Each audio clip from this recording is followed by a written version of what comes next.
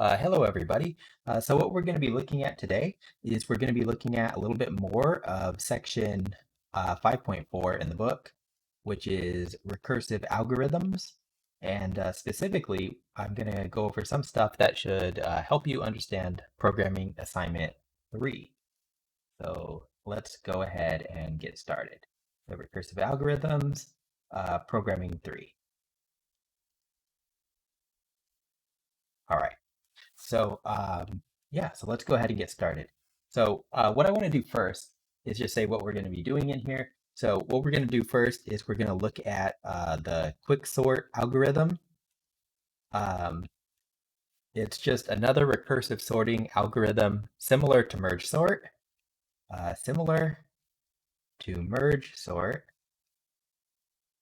You do not code it for the programming homework. You just use the version that I gave you. So you don't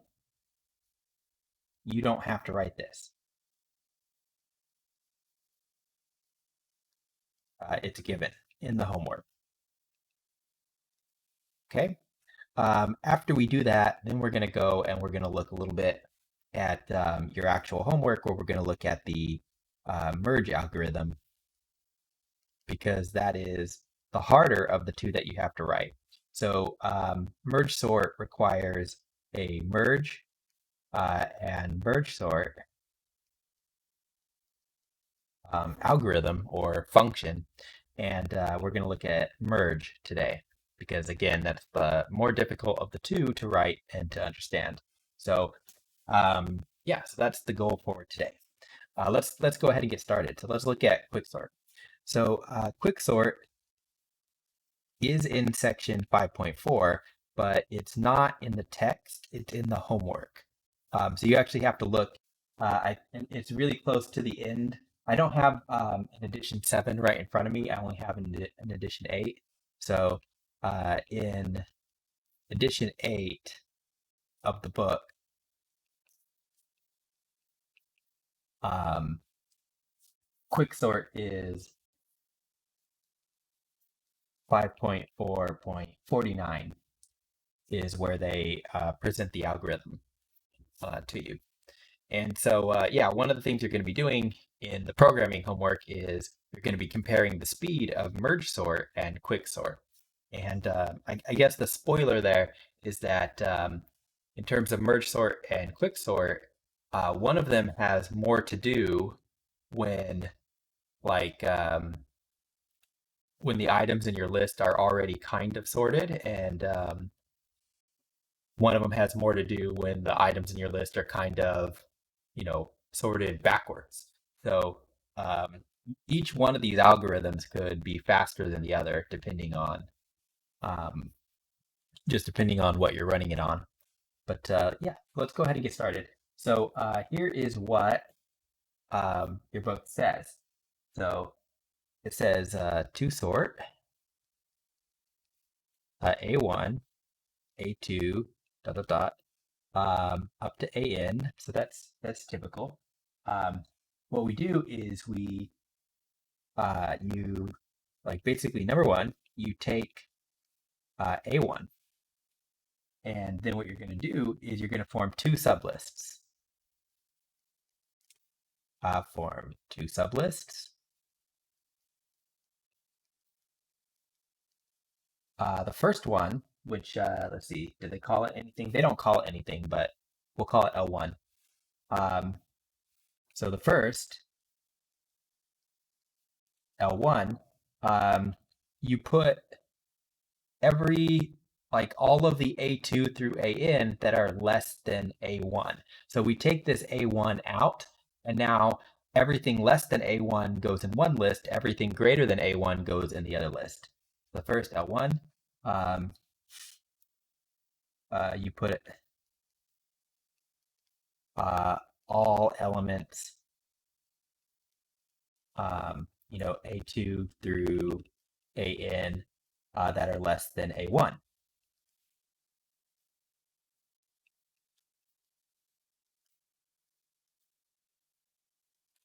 Um, I don't know why I don't need another number for this.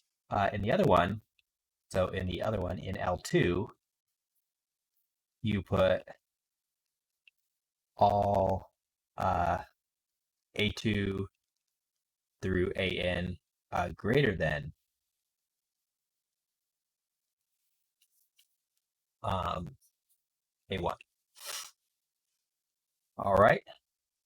Then what you do is you still have the A1, so you put A1 just on the end of the first list. You put A1 at the end of L1, and then what you do is you repeat this process until every list has one item in it. So repeat till every list has one item, and then you put it back together again. So put list back together, and it will be in order.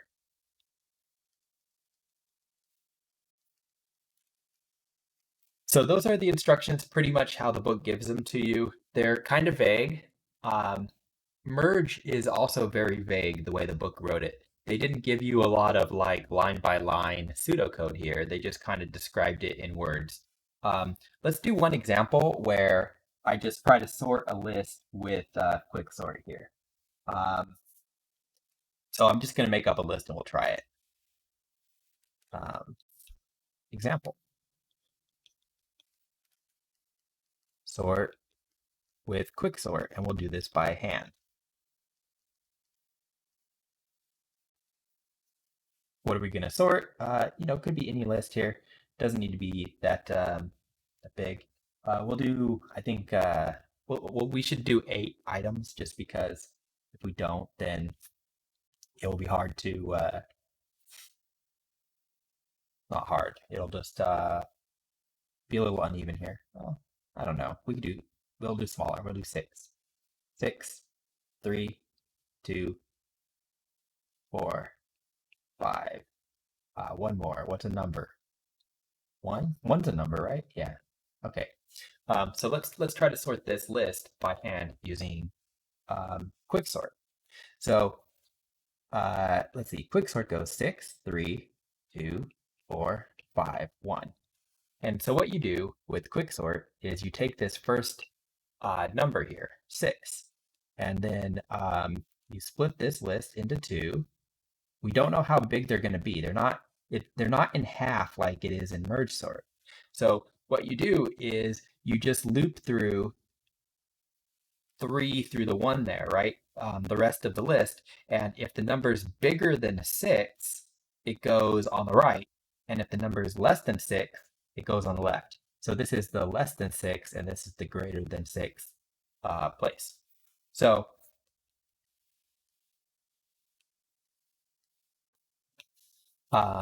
yeah, so what you would do on this one is you'd look at the 3 and say 3 is less than 6, so it's on the left. 2 is less than 6, so it's on the left. 4 is less than 6, so it's on the left.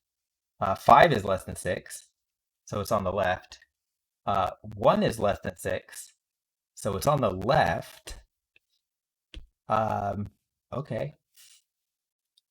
Nothing's greater than 6. So when you're done, which we're done now, then you take that 6 and you put it in at the end of the list here. Okay. Now also something that it doesn't say here is when I looked at the book's pseudocode, I'll call it, it says it refers to less than and greater than, and it does not say what to do with equal, but I assume usually on these algorithms it wouldn't matter. So like if we wanted to, we could just put like less than or equal 6, just in case there were 2 6s or something. That would probably fix it. Okay, so this is weird because we have like nothing over here. But let's continue on. We have a different first element now, is what happened. So now we'll do the same thing, but now 3 is the first one. So you make 2 sublists. We don't know how many things are going to end up in each one, as we just saw. So everything less than 3 goes on the left. So we put the 2 here. Then you have a 4, right? We're just going down 2, 4, 5, 1, 6. So 2 is on the left, 4 is on the right, 5 is on the right, 1 on the left, 6 on the right. So we just go 2, put the 4 there, you put the 5 there, you put the 1 there, you put the 6 here. And then when you're done, you take the 3, right, the first element here, and you throw it on the end of this list. Okay, so that's more typical of how this works. So then we just keep going. Let's put that in half. Again, not half. Split this into 2 pieces. So you got a 2. So you take your 2 here. Anything less than 2 goes on the left. So the 1 goes on the left, 3 goes on the right, and then you put the 2 at the end of the left list. Over here, same thing, we've got a 4. So the 5 is bigger than 4, so it goes here. 6 is bigger than 4, so it goes here. And when you're done, which we are, you take the first element, 4, and you put it in the left sublist. Right, so notice that we've got some lists with one thing in it now, the 3 and the 4. That's what's supposed to happen.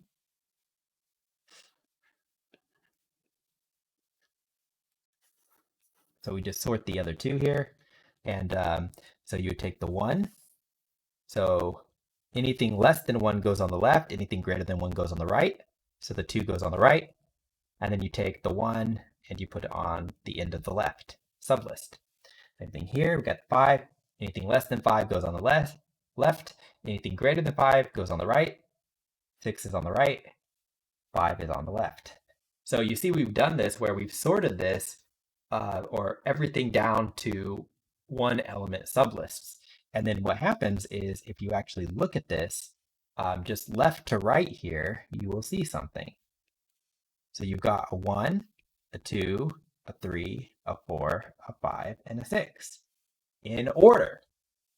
So there's no merge algorithm like there was for merge sort, but there's no merge algorithm. But then what happens is basically the way that it was written, these get put back together in order. So like the 1 and the 2, like the 1 and the 2 would be combined into a 1 and a 2, and then the 1, 2, and 3 would be combined. So if you wanted to draw it, you would have these 2 would get combined into 1, 2, and then this is kind of drop down here. These 2 would get combined into a 5, 6 in order, and then the 4 would kind of just drop down. These 2 would get combined into 1, 2, 3. These would get combined into 4, 5, 6. And then finally 1, 2, 3, 4, 5, 6 in order, and that would be done. That's quicksort. So it's kind of similar to merge sort, but it's kind of different than merge sort. Like merge sort would not have done this, where your first step here of merge sort, you would never have gotten all 6 things on the left and nothing on the right. Merge sort always splits it into 2 halves. This doesn't split it into halves. Right, so that's quicksort. And what we want to try to do is we want to try to code this up. Okay, so let's go ahead and try to do that. We'll do it on the computer. So you're going to get the, some weirdness on the screen momentarily while I do this. Display capture, click over to that. Okay, and also Octave. Okay, I think we'll write it in Octave instead of MATLAB. I suppose it doesn't really matter. So let's go editor. So I've already made a folder up here, you can see, programming 3, and this is going to be our quicksort. So how does quicksort work? Well, it's going to be a function. There's an output called L. I'm going to call it DS quicksort. just to separate it from any other quicksorts that may be out there. And the input is a list and the output is a list. Cool. All right, so let's go ahead and get started. So if I realize that you can't see what I wrote, but so it says to sort A1 through AN, take A1, form two sublists. The first L1 has all the elements less than A1, and the other one has all the elements greater than A1. Well, you need empty sublists. So you have to go L1 needs to be empty. Now, you know how to make like a vector, right? Like that would make the vector 2, 4, 5. How would you make L1 empty? You just put braces, but you just don't put anything inside. That's how you make an empty list. That's important for merge sort too. You need to know how to do that. Okay, so make an empty list. There it is. Make another empty list. There's the L2. Okay, so we got our L1 and our L2 there. Those are our empty lists. Now we're supposed to form two sublists. The first is supposed to contain all of the elements less than A1. So what we'll do is we need a for loop for I equals 1 to n. Now what's n? Remember, usually n is going to be the length of whatever the list is. They assume you know it when they write the code or when they write their pseudocode, but you have to do a line like this in Octave or MATLAB. All right, I goes from 1 to n, sorry about that, 2 to n. Okay, so what we're supposed to do is we're supposed to be comparing the AI, right? So this is going to go, like I is 2 to n, so it's going to go A2, A3, A4, A5, and we're supposed to be comparing to A1. Everything is compared to the first element in the list, right? So like here's a temporary list here, like 3, 5, 2, 7, 9, 1, right? Like if you had this list right here, remember that what's supposed to happen, so this is not code, this is just what's supposed to happen is we need, let me put a 2 there. We would need to go through this and the 2 and the 1 should end up over here. And then the 6, the 2, the 7, and the 9 should end up here because we're comparing them to 3, right? Everything greater than 3 goes in L2. Everything less than 3 goes in L1. And then when you're done, you put the A1 in at the end. So that's what it's supposed to do. So what you do when you're looping through A2 to AN is you need to compare AI to the A1. And so if AI is less than, and I'm going to say less than or equal, remember we do need to do something for or equal A1. So if it's less than A1, then it should go in the first list. So the way you would do that is you would say, well, we're going to put it at the end of the first list. The easiest way to do that is to say the new L is equal to the old L, and then we're going to put AI on the end of the list. So let me just show you what that does here. So like if you have a list like this, like 1, 2, that doesn't say 2, 1, 3, 5. And if you do something like this, L equals square brackets, and you do L and then some number, that just puts the number at the end of the list. So that's all I'm doing is an easy way to put a number at the end of the list without like knowing what index that is or anything, right? Like I didn't have to know that the 99 was going into spot 4 here. All right. So this just puts AI at the end. And this is supposed to be L1 though. Okay. So that's what you do if AI is less than the first element. However, if in the other case, And I'm not going to use an if. I'm just going to use an else because it's either, we're going to say it's either less than or it's greater than. So if in the first case we put it in L1, in the second case we're going to put it in A2.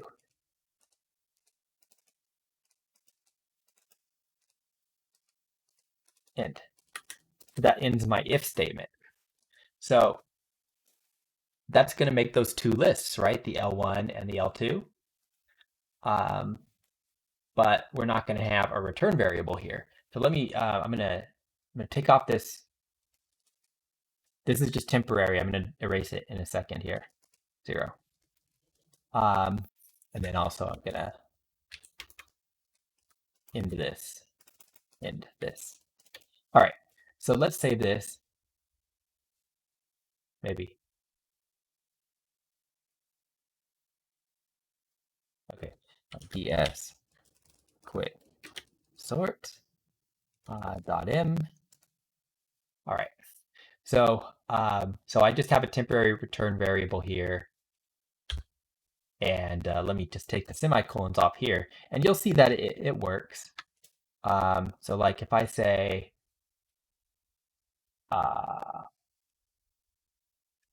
ds quick sort. Actually, hold on here. Semicolon, L1, L2. So these are just temporary again.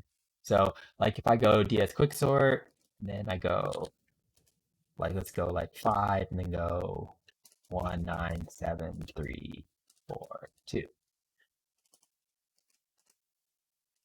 A, what's A? Oh, there was no A. There is only L. Sorry. All right, back here. Life is hard. Why would L2 out of bound? Line 13.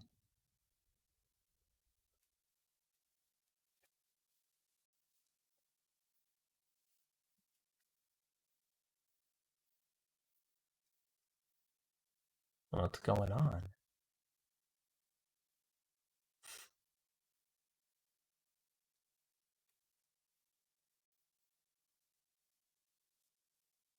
All right, hold on a second. I'm gonna see if MATLAB gives me a better error message there. I probably should have just written this entire thing before, trying to show you something about running it, but I didn't. So what we have. It thinks L only has one thing in it.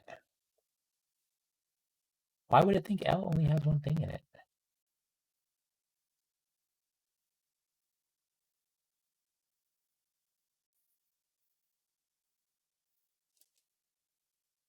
All right, well, let's fix our bug. Let's figure out what the bug is. Let's take the length off there. Let's run the code. N equals 7, and then it says L2 is out of bounds. How could that be true?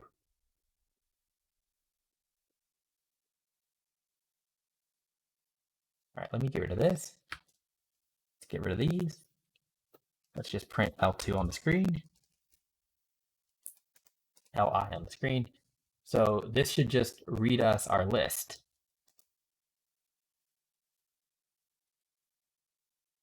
It's like the variable is not being passed in correctly. Why?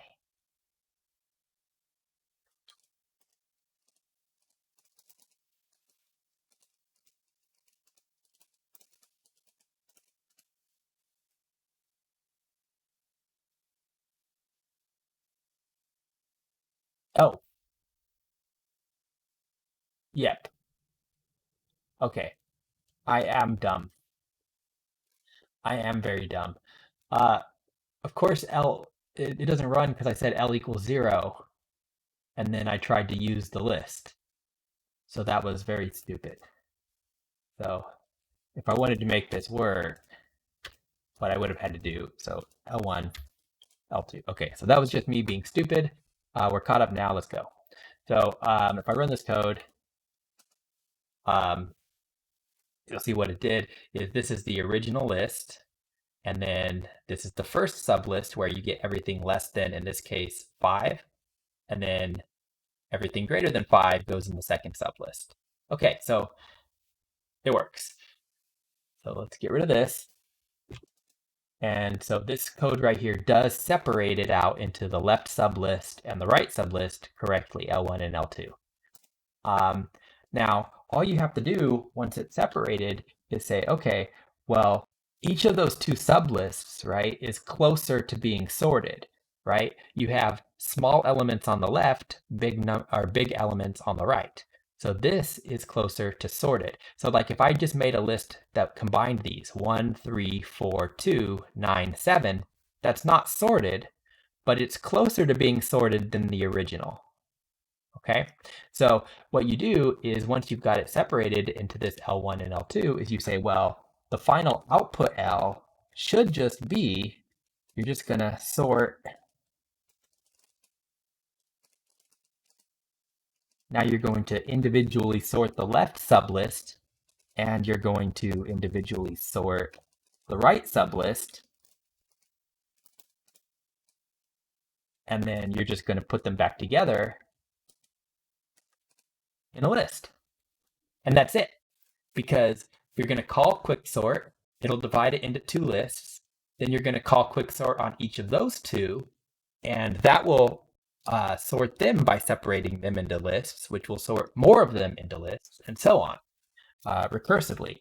So I think that this is correct now. So I think this will just run. So if I do this, you do have a lot of n equals zeros. There shouldn't have been any. Well, yeah, okay, that's fine. Max recursion depth exceeded. Perhaps it should not have been equals.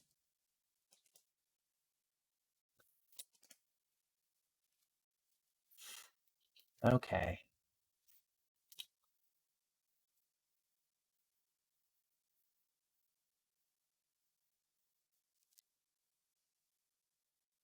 Actually, this might need to go inside of. No, it doesn't. All right. Well, let's just look at the one I already wrote. Okay. I wrote that differently. Oh, you know what I never did? I never added it on the end. So after that, you're supposed to take L1. L1 is supposed to get the A1 tacked on the end, or in this case, L1 tacked on the end, like that. And then we have this. I'm just going to see if this works, and then we'll fix it when it, gives the same error. Okay.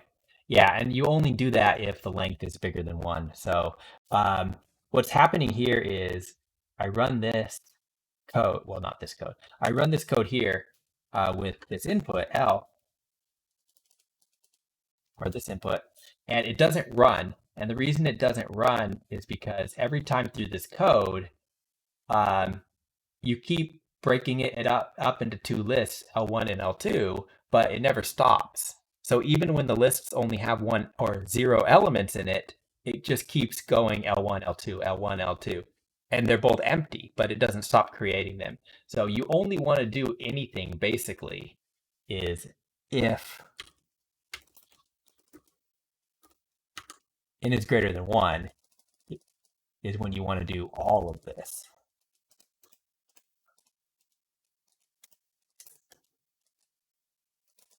Like that. Because if n is 0 or 1, then there's nothing to do, right? A list with 0 elements is already sorted, and a list with 1 element is already sorted. So you don't do anything if unless n is greater than 1. So that should stop this from running forever, and now it runs. Okay, So that works there. Let's check it in MATLAB. Of course, it'll work in MATLAB as well. It does.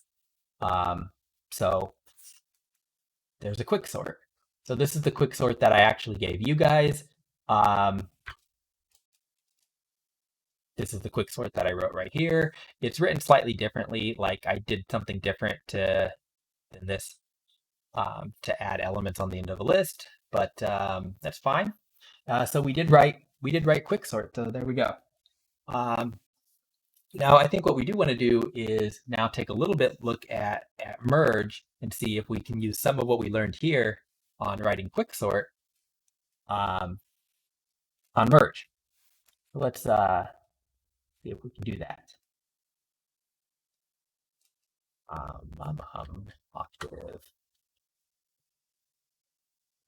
Where is Octave? Did this? No, that's not Octave. This is Octave. Okay. Editor. All right, so let's make a new function here. We have quicksort. We finished it. We're gonna do a new. I said script, but we're actually gonna write a function. And we're gonna look at this over here. Problem 2 in the homework. Merge. So merge. If you look at it, what it's supposed to be doing is it's supposed to be combining lists. So like if I have a list like this, like 1, 5, 7, I wrote 6. And then I have another list, like let's say 3, 4, 8, right? Then what the output of merge should be is both of those individually are in order, and it should take the 1 from the first list, the 3 from the second list, then the 4 from the second list, and then the 5, and then the 6, and then the 8, like that. And so basically, if the input, like this is sorted already, 1, 5, 6 is in order, this is in order, 3, 4, 8 is in order, and it should be able to combine them into 1, 3, 4, 5, 6, 8. That's what merge is supposed to be able to do. So let's see if we can write it. So the output is a list, and let's call it merge. The input is an L1 and an L2. We're going to stick 2 lists together. So let's see if we can write this. So starts out, L is an empty list. We know how to do that, right? Because we just did the previous quicksort algorithm we saw. So L, like that will make L an empty list. Empty brackets. All right. Now, while L1 and L2 are both non-empty, so we need a way to know if L1 is empty. Well, you can do that with a length command, right? Because if you do like length, 1, 4, 5, of course that tells you 3 because there's 3 elements in it, right? So we could use that to check if the list is empty. However, maybe there's a command for it. So like, is this gonna work? Oops. It is empty. It said 0. It said 0 because it is not empty. If you give it an empty list, it says 1. So this function is built in, I think. So you can just check it to see if something is empty. If it's empty, it returns 1. If it is not empty, you get a 0. Does that work in MATLAB? Let's find out. Is empty. What's the variable? A? 0. So yeah, so it's in MATLAB and it's in Octave, so we can use that. So we're supposed to, while L1 and L2 are both non-empty. Is non-empty yet? Non-empty? What do you think? Does this exist? No, it doesn't exist. All right. So while L1 and L2 are non-empty. So if we want to check if L1 is non-empty, you would say while is empty for L1 is supposed to be 0 because zero, if you return zero from is empty, that means you're not empty. So this means L1 not empty. And we also need L2 to be non-empty. That's just what the, that's just what the pseudocode says, right? That just says here, why L1 and L2 are both non-empty. So L1, L2. All right, cool. So we have that. And then it says, remove the smaller of the first elements of L1 and L2. Well, how do I know which one L1 and L2 has the smaller first element? You have to compare. So you say if L1, 1 is less than L2, 1, right? So we'd be looking like, imagine that you have like this, 3, 5, or 3, 5, 3, 6, 7, and let's say 2, 4, 6, doesn't matter. So if you have this list right here, you're looking at the 3 and you're looking at the 2, and you need to know which one's smaller. Whichever one's smaller goes in L. L starts out empty, and we're going to be putting stuff in it.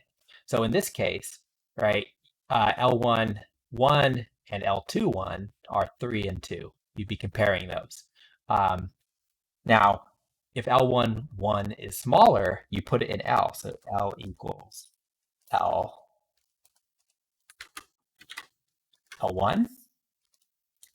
Remember, that's just an easy way to put something at the end of a list.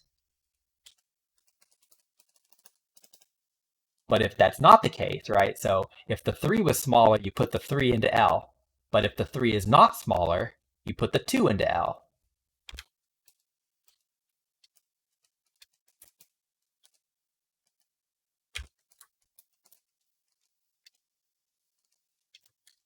Now, I'm not using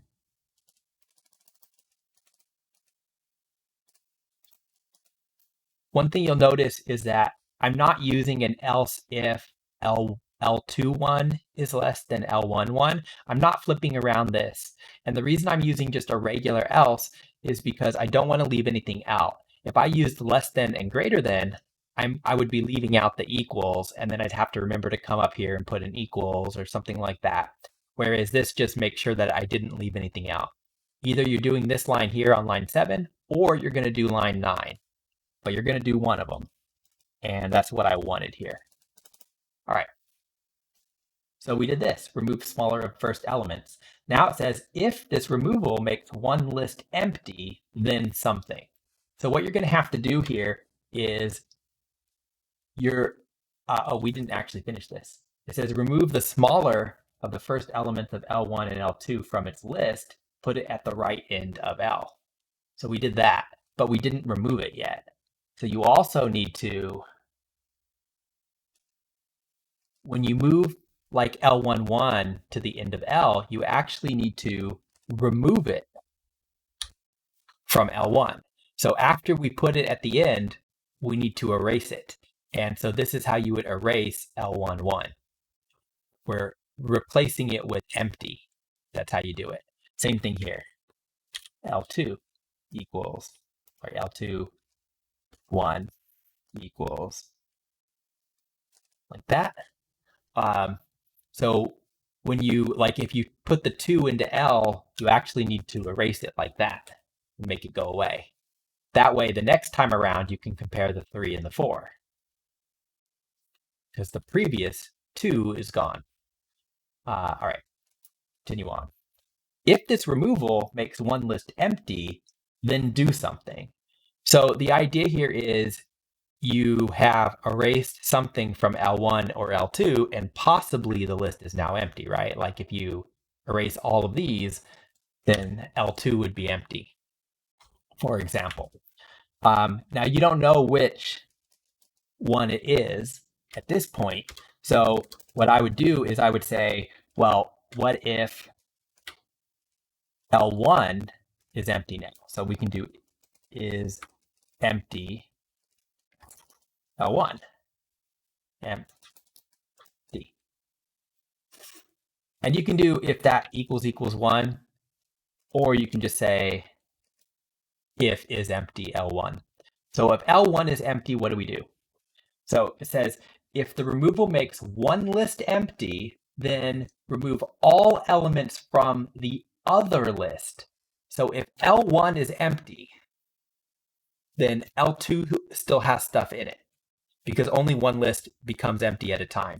So if L1 is empty, then everything that you have left in the other list is just supposed to go into L. So you would just say L equals L, L2, right? So if L1's empty, L2 goes on the end of L, all right? In. Then, same thing, if L2 is empty, then you put L1 at the end. And so what this does is it deals with the case where one of these lists is empty. Because if this is what you're looking at for L1 and L2, then you can't actually, you're not comparing any elements anymore, right? You're not doing L1, and L2, because one of them is empty. So there's nothing to compare. So you just have to take what's left and stick it at the end of L. That's the way this works. Okay. Now it also says remove all elements from the other list, like remove them, but I don't think that's actually necessary because we're not doing anything with L. So, sorry, we're not doing anything with L1 and L2 anymore. So there's no reason to,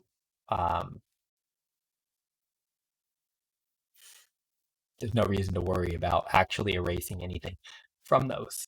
So I think that is what we'll do. That will end the while loop. And then I think the idea is when you do all this, at this point, you should have an L where the lists are merged. So let's save this. Better call it merge.m.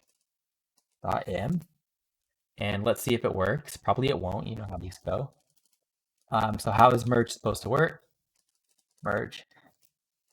You give it a list, and you give it another list.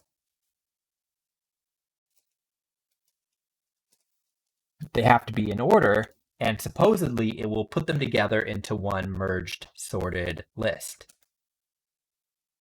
It does not. Invalid call to merge. Okay, so this is it's finding. Oh, okay, I see. I called it Murph. Let's fix that. Rename. That will help.